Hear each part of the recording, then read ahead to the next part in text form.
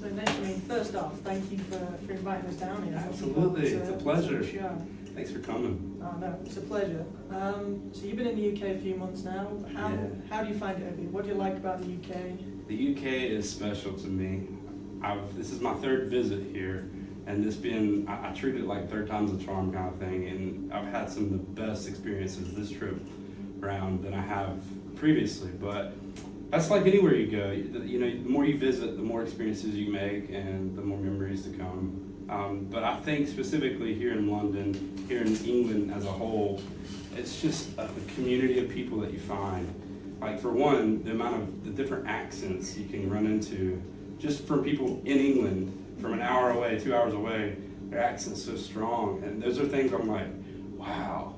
Back home, you can drive 5-6 hours and hear the same accent. So, I mean, that's a thing that sticks out to me, but also the food. I find the food, a lot of people don't like English food, but it's really opened my mind to a lot of new cultures, and just, because a lot of things in America and North Carolina, on the East Coast especially, drives from an English heritage, and I'm actually 58% English. Oh, that's a specific percentage. Yeah, well, I did do a test. Everybody says that. I'm like, how do you know it was 58? I'm like, well, I did the test. But I guess going back to the food, it's kind of one of those things I look at as, this is probably what my ancestors ate, or something that, there's things we eat in the States and the East Coast. I'm a big eater, obviously. I'm talking about food a lot, but it's life. It's life. We gotta eat to survive. So I would say the food.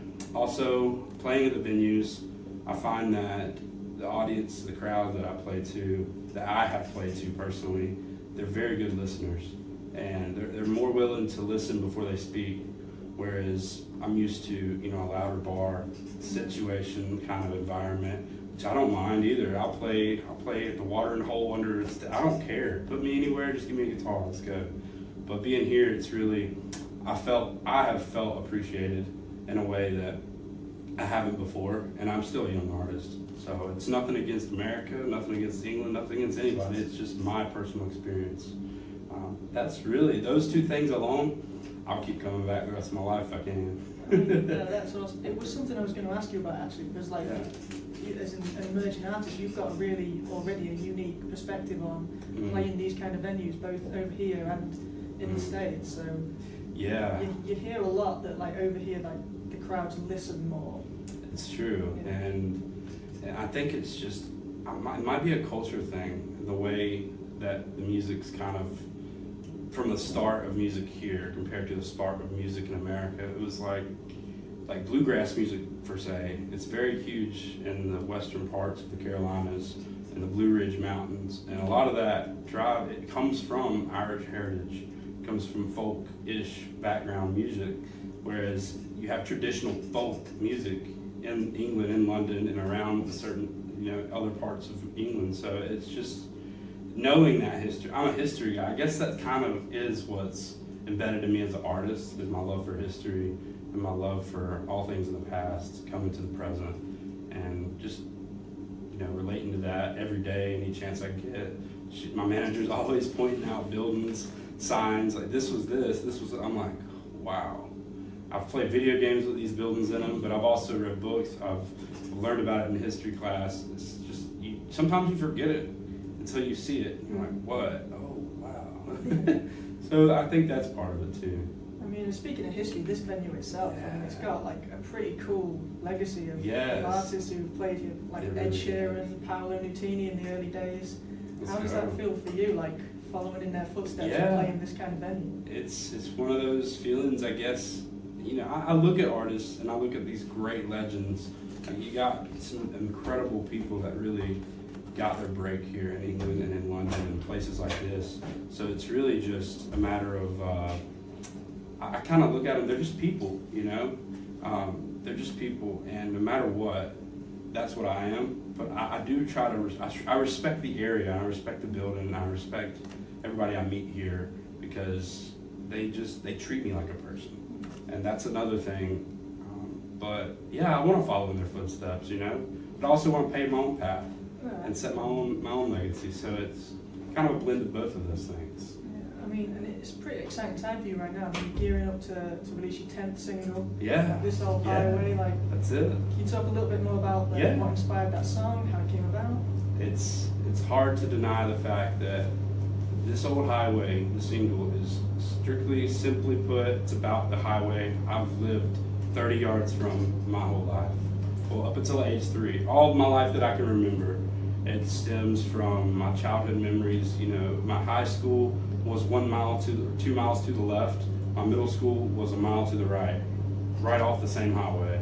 So everything I've done, my baseball games, football games, and all the things. I used to be a swimmer as well, 4 years in high school, and the place we used to train is literally a mile behind my house. So from my house, I can get anywhere I need to be, but not by walking, because it's almost looked at as a sin in our state somewhere. Some places, I'm like, goodness, give us a walk path. I'll walk there. But no, it's just one of those things. I think the song resonates well with a lot of people, because we all have a place we're from. We all have a school we went to, friends we made, sports we played, and from the beginning of that song, that's really what I went for. And also, my parents were like, you need to write a song about Rockville. You need to write a song about where you're from. I'm like, okay, what comes to mind? The first thing I thought of was, well, there's a highway, you know, and then, you know, headed north on 52, 50 miles an hour, nothing to lose. You know, that's been my life.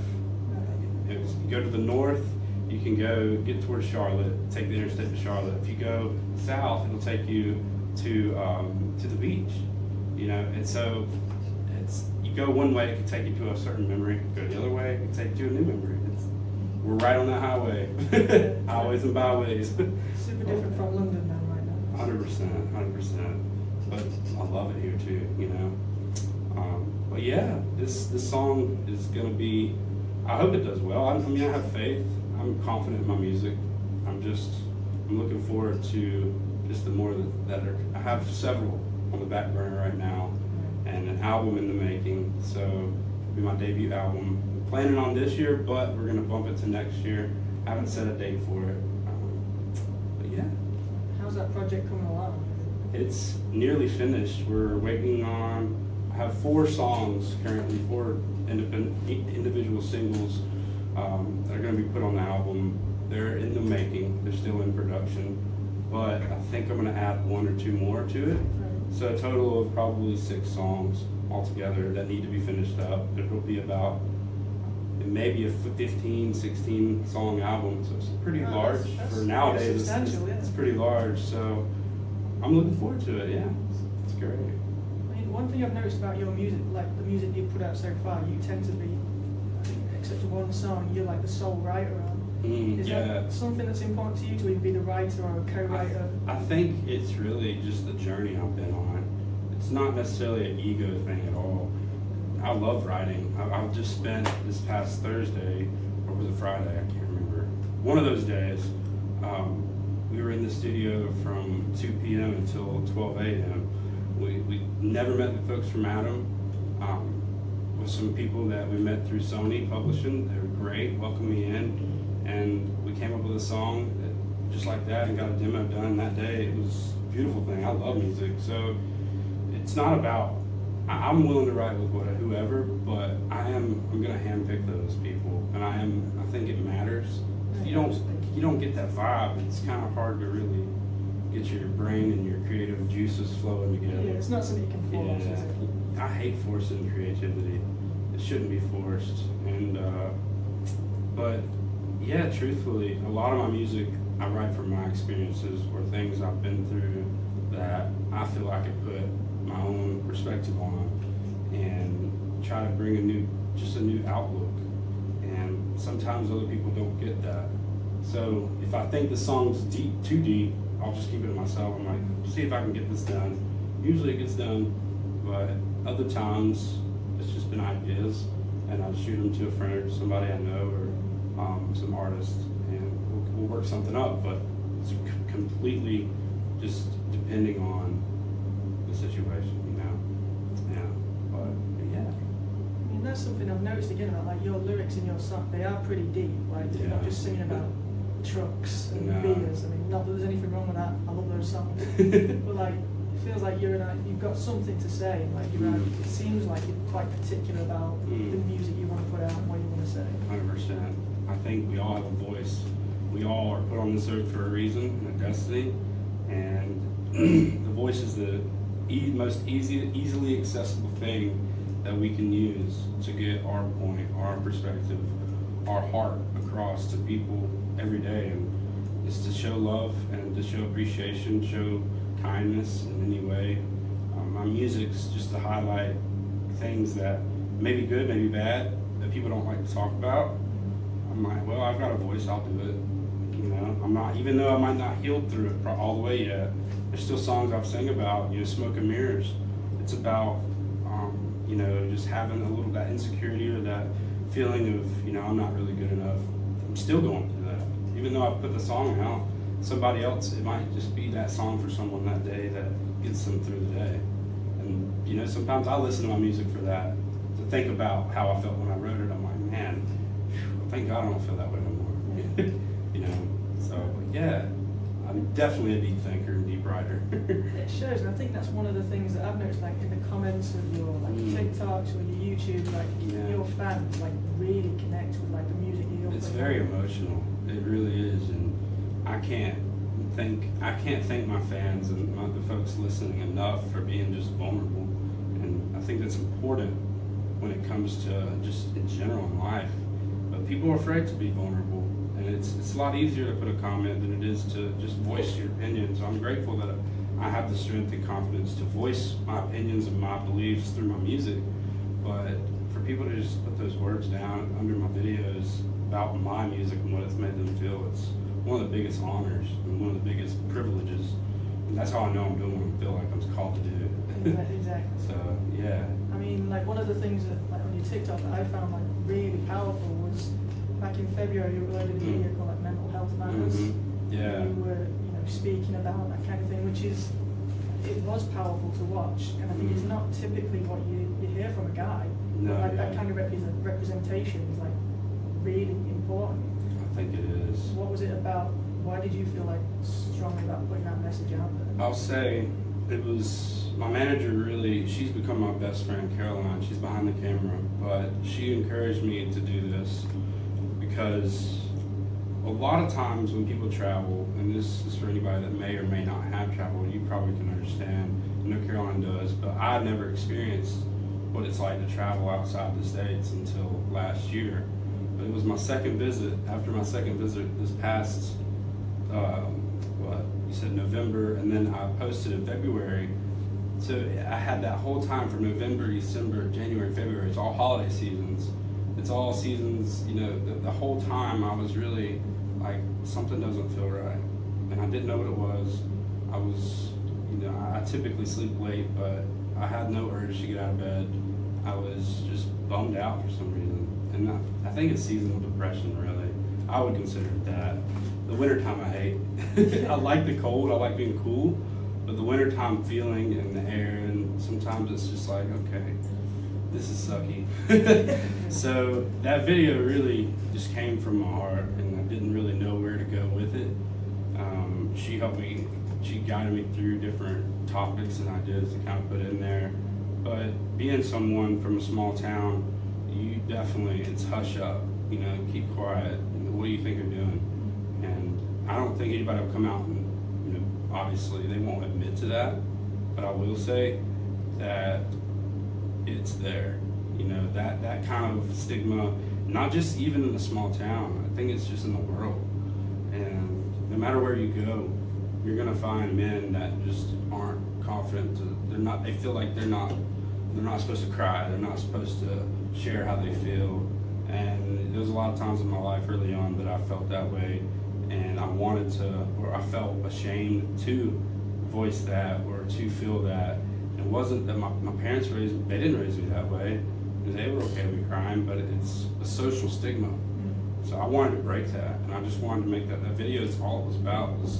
I thought that maybe if someone saw me doing it, it might encourage them to do it, just like my music. So it's really where it stems from. 100%. And like in the comments, just like on that video alone, as well as on like your regular songs, like it seems that you are connecting with people, which must be like so humbling, so like humbling, man. It's truly humbling. I can't.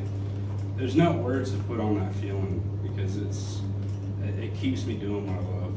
And if anything, I feel something, it just inspires me to write more and to keep doing it and to stay humble, stay kind, and just always stay humble and kind. That's it. I mean, that's me. That's what I try to live for. Right, that's cool. I mean, like taking it back right to the start. I know, like it was 2018 that you got your start with Faith Idol back home in North Carolina. Like, and then, very small town. Very small town, but you won that, and then a year or two later, your music really started blowing up on TikTok. Yeah, it was 2 years later. I produced because I had no producer. I learned to produce my own music. I learned to do it all, and really, my first song wasn't even a country song. It's called Forgiven, and I did it with a friend of mine who was a rapper, and I did the beat, and I was like, this is actually a deep song, and he spoke some really deep words in that song, but it gave me a little bit of, even though it didn't take off, it may have 2,000 streams, but now, looking back, it's almost at 100,000 on Apple Music, and I'm like, what? This is not even country, but people were resonating with it, and I have people ask me to sing it in my lives, but it's been a journey. And Faith Idol really gave me that confidence on a stage, and being able to have a crowd react to me doing something I loved was like unheard of for me at the time. And considering I never really sang publicly until my last year of public school. I was 17 years old and I was in a chorus, and that's what really kind of gave me the confidence then. Teacher was like, "You're really good, you should try out for honors course." I tried out, I made it, but never got to sing with them. But the fact I made it was enough for me at the time. I was like, I could do this maybe. And then 2 or 3 years later, things really started kicking off. Around 2022 is whenever I got my first intro to TikTok and started just doing what I could do from there. And now, like, Dream of Memories are like over 1 million views on YouTube. I mean, how does that feel to know that your music is like reaching that, it's got that wide reach? It's that same feeling, like I was saying, how I go back to Smoke and Mirrors because it's about life can feel like a bunch of smoke and mirrors and not knowing where to go, not knowing where to turn, but knowing that all those negative feelings, they're gonna burn away. You're gonna mature, you're gonna get through it. And that song was one of those songs, when I wrote it, I was like, this song sucks. I hated it. I didn't like it, but I love it more now because I started the song, writing the song in a really, really dark place. I was getting drunk every night, getting high every night. My grandfather passed away a year before. My dad was going through things. My family was just hurting, and it was one of those songs I started to write, and I was like, you know what? I don't like it. Put it on back burner for a couple months, and finished it in a place, in a headspace where I was sober. I was clear-minded and I was happy again, and I think that's kind of what that song is about. When people listen, I don't even know, thinking back, what is that song about? Well, it's really just about thinking of where I used to be but dreaming of where I'm at, and the dream is becoming reality. So with those 1 million streams, it's just the beginning. That's what I feel. I'm 100% humbled by it. I'm grateful, but it's just the beginning. Absolutely. Brought you to the Bedford tonight, like a show, like I was speaking to people outside, they're looking forward to it. Oh, great. I'm excited, man. This venue is dope. It's sweet. I mean, look at that sign. Come on now. That's sweet. But yeah, no, I'm looking forward to it. Are you excited for it? I am. I'm really excited. Yeah? Great. Have you got any favorite songs that you like to perform right now, or does it change? Most of the songs I'm performing right now are ones that are pretty much available on my Spotify, everywhere you can listen. But every now and then I'll throw in 1 or 2 that aren't released. Like tonight, I'm going to be playing my new one, This Old Highway. And I try to base it off the crowd. If the crowd is more lively, more woo, I might throw in a little bit of a cover or something that you never know. But I have several songs of mine that I haven't released yet. I might pick and choose from then. I base it completely off the crowd and the environment. But there's definitely songs I love and enjoy playing the most. Shadows, Y. I enjoy playing Y. Smoke and Mirrors is always fun. Just anything that gets me comfortable and shakes me up, gets me going. I feel like, if anything, I get more nervous or I get kind of reserved in my mind. My mind starts to overthink when I play slower or sadder songs. But then again, when I start singing, I just let go. So it's as soon as I start doing what I love, I just let go. I hate calling myself a guitarist because I suck at guitar. But as long as I can keep singing, I'll be happy. Yeah, as someone who's really sucks at guitar, like, you can't say that. Like, you're pretty good. I can just carry a tune in a bucket, man. That's all we can do. And pray through the whole way, you know. So how's the rest of the year looking like for you? Have you got any more shows booked yet? Or are you Yeah. going back to the States? Yeah. So I go back to the States on the 22nd, or no, it's the 1st of May. No, what is it? When do I go back? Friday. This Friday, which is the 3rd of May. Sorry. But I come back the 22nd of May. From then we have, Caroline, you might be able to help me on this, just the time, the date, timings. So when you come back, you've got Brighton Fringe. Brighton Fringe, it's a 3 days. festival. You're also doing something with Soccer Aid. With Soccer Aid in Champney, which is a big. That's a good deal. So Yeah. it's something new for them, and we haven't fully launched the idea, or not idea, but we haven't fully launched campaign for There's it. exciting things But coming it's with it. very exciting things. There's a new festival coming out called Rhythm and Rodeo. I'll be a part of that as well. It's going to be in June.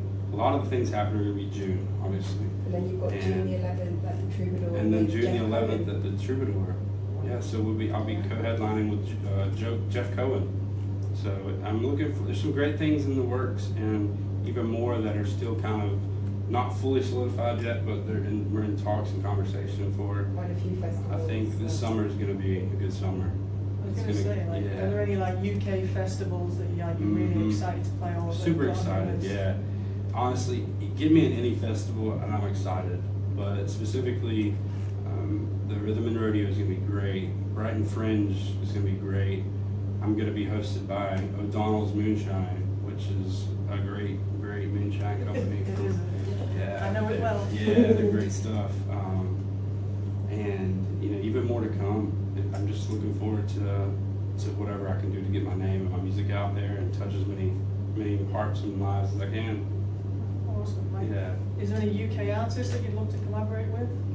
Right now, I haven't really set my mind. I mean, as far as big time, I would say I'd love to get to do something with Ed Sheeran someday. I just find his music, his personality, just the way he is. It would be unique. It would be cool to see what we could come up with. Man, there's just so many different. I'm trying to think specifics. Louis Capaldi would be a great dude to me. James Arthur, those three right there. If I get in a room with them, that would be like a dream. Great song. I love those, yeah. And even though none of them are country. No. And see, people look at me and I'm like, yeah, I'm country. I got the hat, I got the heart, I got the soul. But I love music. Music shouldn't. I don't like genres. I like blending genres and fitting into wherever people like to listen. Yeah, that's where it's super interesting. Absolutely. Like, you don't expect like two artists to come together and like what can happen. I think it's Exactly. amazing. Nowadays, you got Post Malone collaborating with Morgan Wallen. You got Ed Sheeran did a song with Luke Combs a while back.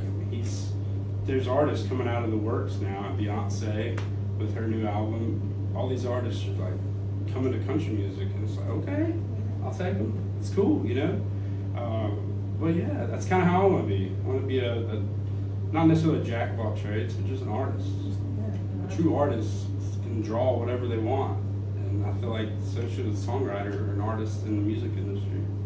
So yeah. Absolutely. Like, to sort of finish up, is there anything that you would say to like an aspiring artist who's looking to like do what you're doing right now? Any advice you give? Yeah, I would say, for one, don't tell me you can't learn. Don't tell me you don't know how to, because you have a phone. And everything I've learned and taught myself, I learned from YouTube. And I learned how to play guitar from YouTube. I learned how song structures should be, music theory. I never got taught proper music theory. There's things out there, there's tools available, just use them. And don't be afraid to ask. I've had so many people who are like, how do you do this and this and this? And they message me on TikTok and I just tell them, be yourselves, write what you feel, and start there. don't worry about the music. Just write what you feel on a piece of paper, even if it's bullet points. Like, what did this make you feel? Or if there's a topic you want to write about, write the topic in the middle of the paper. Draw a bubble chart. This is what my manager actually gave me this idea for peace of mind, and I wrote the song in 30 minutes. It just came to me. It was a clever idea. There's strategies you can learn from watching YouTube as well. But this was one that stuck out, and just getting your feelings out on paper, getting the words, is the more, and do it every day if you need to, which I'm telling them that, but I don't do it every day. I need to, but also just be vulnerable and don't try to be like anybody else. Just be yourself and do it from a place that's not about popularity, because if your music's good, if people like it, then it'll sell itself. 100%. You know, and that's where I've been grateful, because Lord knows I suck at trying to promote myself, but I'll just write a song about it or something. But yeah, just be yourself, you know, be humble and be kind. That's cool. Love everybody. That's a pretty cool place to think. Like, Nathan, thank you so much. Absolutely. For, like, Thank you so much, I'm looking Nick. forward It's to been the a show. I pleasure. can't wait. Absolutely. No, thank you. Thank you guys. Thank you so much, Country Music UK, for having me as well. More than happy. Awesome.